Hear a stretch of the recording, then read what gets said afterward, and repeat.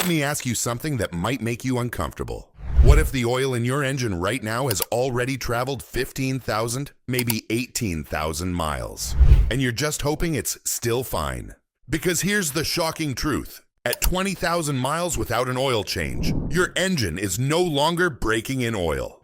It's breaking down, and the damage doesn't show up as smoke. It doesn't show up as warning lights. It doesn't even show up as noise. It shows up years later as oil consumption, timing chain rattle, low compression, or a $4,000 repair bill. Today, we're not guessing. We're going to break down exactly what happens inside an engine after 5,000 miles, 10,000 miles, 15,000 miles, and 20,000 miles without an oil change. Using real oil analysis data, real mechanical behavior, and what experienced technicians actually see during teardown. Stay until the end. Because at 20,000 miles, there's one silent failure that most drivers never realize is happening. And once it starts, it cannot be reversed. Section 1. Why modern oil feels like it lasts forever. Let's start with why people even attempt 20,000-mile oil intervals. Modern synthetic oils are incredible. They resist oxidation. They handle heat better. They contain advanced detergent and anti-wear packages. Manufacturers advertise up to 10,000 miles, 15,000 miles under normal driving. Some extended life oils even claim 20,000 miles, so it sounds reasonable. But here's what most drivers don't understand. Oil doesn't fail suddenly. It degrades gradually, and your engine tolerates that degradation until it doesn't. The real problem isn't that oil suddenly stops working. It's that protection slowly thins out, and metal doesn't forgive that. Section 2. What happens at 5,000 miles? At 5,000 miles, most high-quality synthetic oils are still healthy. Additives are strong. Viscosity is stable. Wear metals are low. In fact, used oil analysis from labs like Blackstone routinely show iron wear minimal, aluminum stable, viscosity within grade. At this stage, oil is doing its job. For most engines, this is still well within safe operating range.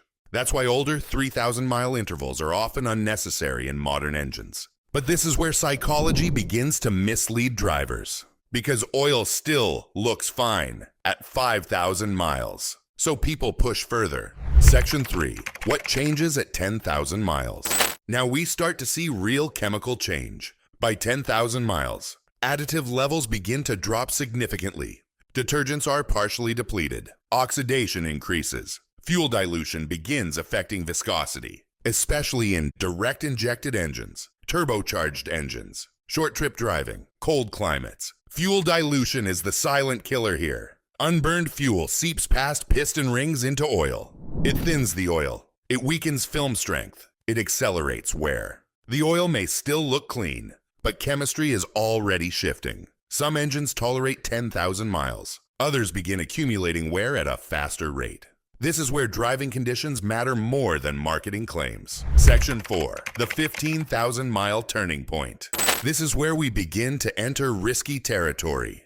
At 15,000 miles without a change, several things typically happen. Viscosity shear becomes measurable. Oxidation thickens oil in some areas. Fuel dilution thins oil in others. Additive depletion reaches critical levels. Oil is now juggling two opposing problems. It's both too thin in places and too thick in others. This uneven protection is dangerous. Bearings require stable film thickness. Camshafts require anti-wear additives. Timing chains require clean lubrication. At this stage, sludge formation risk increases dramatically. Not thick black sludge immediately, but varnish, sticky deposits, micro debris that begins coating, oil control rings, variable valve timing components, turbo oil passages. This is where engines begin aging faster than you realize. Section 5. Why 20,000 miles is a different level.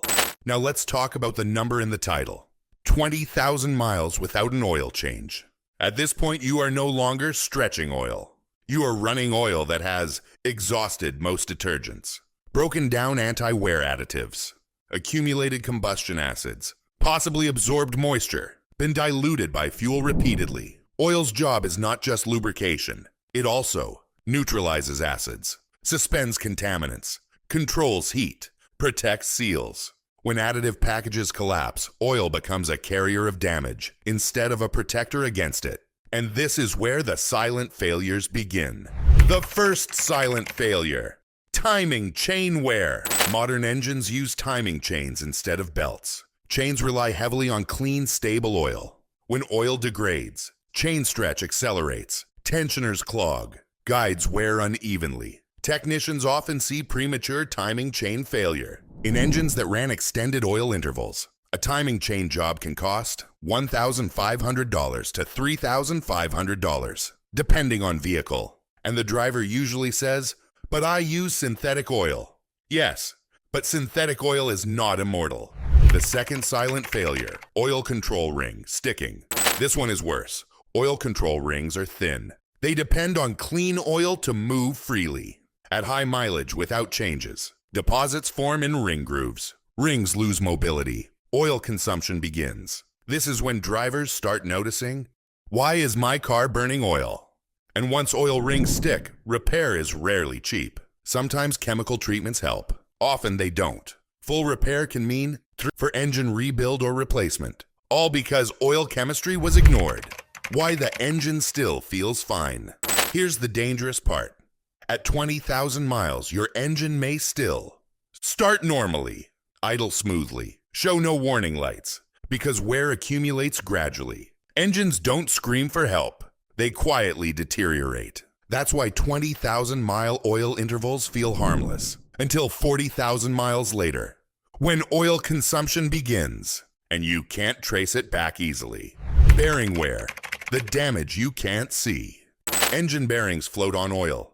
They never touch metal to metal, as long as oil film strength is stable. At 20,000 miles on degraded oil, two dangerous things happen. Viscosity instability reduces film thickness. Anti-wear additives like zinc and phosphorus are depleted. When additive packages weaken, microscopic metal contact begins. Not enough to cause knocking, not enough to trigger warning lights, but enough to increase iron and copper wear in oil analysis. Many labs report that extended oil intervals beyond 15,000 miles show elevated iron, cylinder and crank wear, elevated copper, bearing wear, increased insolubles. This is the slow beginning of bearing fatigue. And bearing failure is not a small repair. A spun bearing can mean $4,000 to $8,000 for engine replacement. All because oil that cost $60 to replace was stretched too far. Turbochargers suffer first. If your engine is turbocharged, the risk multiplies. Turbochargers operate at the 150,000 to 250,000 RPM. Extreme heat, extreme oil stress. Turbo bearings rely entirely on clean, stable oil. When oil oxidizes and thickens, oil passages restrict. Heat retention increases. Carbon deposits form in the turbo center housing. This is called coking. And once coking begins, turbo lifespan drops dramatically. A turbo replacement, $1,500 to $3,000 minimum, sometimes much more. Technicians often see early turbo failures tied directly to extended oil intervals. Especially in direct injection turbo engines, the engine may survive. The turbo often doesn't. Variable valve timing, VVT. Problems. Modern engines use variable valve timing systems. These systems rely on oil pressure to function properly. When oil thickens or sludge begins forming, VVT solenoids clog. Oil control valves stick. Timing becomes unstable. Symptoms include rough idle, delayed acceleration, check engine light, cam timing codes. Replacing VVT components can cost $500 to $2,000, depending on complexity. And many times the root cause is dirty oil, not faulty parts. Catalytic converter contamination. Here's something most drivers never connect to oil changes. When oil degrades and rings begin sticking, oil consumption increases. Burned oil leaves behind ash. That ash coats the catalytic converter. Over time, converter efficiency drops. Back pressure increases. Fuel economy decreases. And replacing a catalytic converter? $1,000 to $3,000, sometimes more. All from extended oil neglect that started years earlier. This is how one skipped oil change cycle multiplies into multiple systems. Sludge formation, the slow poison. Let's talk about sludge. Sludge doesn't appear overnight. It forms when Oil oxidizes. Moisture accumulates. Combustion byproducts exceed detergent capacity. At 20,000 miles without fresh oil, sludge risk increases dramatically, especially in short trip drivers, cold climates, engines with small oil capacity, sludge blocks, oil return passages, pickup screens, hydraulic lifters. And when oil flow is restricted, localized overheating occurs. Once heavy sludge forms, cleaning it can be risky. Chemical flushes can dislodge debris. Debris can clog oil passages. Sometimes the only fix is mechanical teardown. That's when repair bills move into $5,000 to $10,000 territory. All because oil chemistry was overwhelmed. Section 6. Why some engines survive 20,000 miles. Here's the uncomfortable truth. Some engines survive 20,000-mile oil intervals without immediate failure. Why? Because they drive mostly highway miles, reach full operating temperature regularly, avoid excessive idling, have larger oil capacity. Highway driving reduces fuel dilution. Stable temperature reduces moisture accumulation. But most drivers don't drive like that.